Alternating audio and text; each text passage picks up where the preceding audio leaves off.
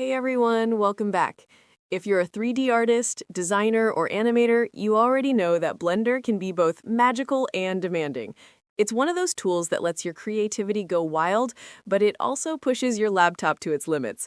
That's exactly why today we're diving into something super useful, the best laptops for Blender in 2025. And honestly, if you're looking for a new machine that can handle heavy modeling, rendering, or animation work, you're going to love what I'm about to share. Before we jump into the list, I want to give a quick shout out to engineeringlaptops.com. That's where all of this info comes from. It's a site that focuses on powerful laptops specifically for creative professionals and engineers. They test, review, and compare machines so you don't have to waste time guessing what works and what doesn't. Now, let's talk about Blender laptops in 2025. This year's laptop market is pretty exciting. We've got new chips from Intel, AMD, and Apple that completely change the game for 3D creators. Blender performance has never been this good on portable devices. According to engineeringlaptops.com, the top picks for Blender right now are all about balance, raw performance, thermal control, and GPU power. Because, let's face it, you can't just look at the specs on paper anymore. Blender uses both the CPU and GPU heavily, and you need a system that can handle cycles rendering, sculpting, and viewport performance smoothly. So, which laptops stand out in 2025? Well, at the top of the list, you'll see names like the ASUS Pro Art Studio Book 16, which is kind of a dream machine for 3D artists. It has that gorgeous OLED display, powerful RTX graphics, and really solid cooling. It's designed for creative professionals from the ground up.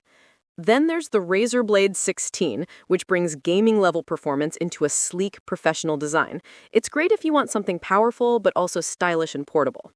And of course, the Apple MacBook Pro M3 Max still holds its ground. It's perfect for people who use Blender alongside other creative tools like Final Cut, Photoshop, or Motion. Plus, Blender runs surprisingly well on Apple Silicon now, which is awesome to see.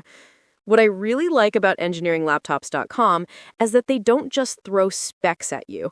They actually break down why each laptop is good for Blender. For example, they explain how much VRAM you'll need for different kinds of projects, or how a certain CPU affects rendering versus simulation.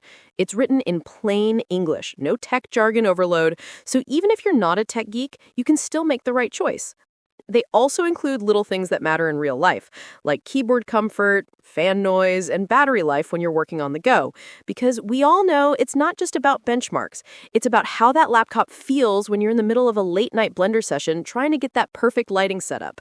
So if you're planning to upgrade your laptop this year, or just curious about how 2025 laptops are handling Blender, go check out the full guide at engineeringlaptops.com/best laptops for Blender. It's detailed, easy to read, and constantly updated with the latest models and performance data.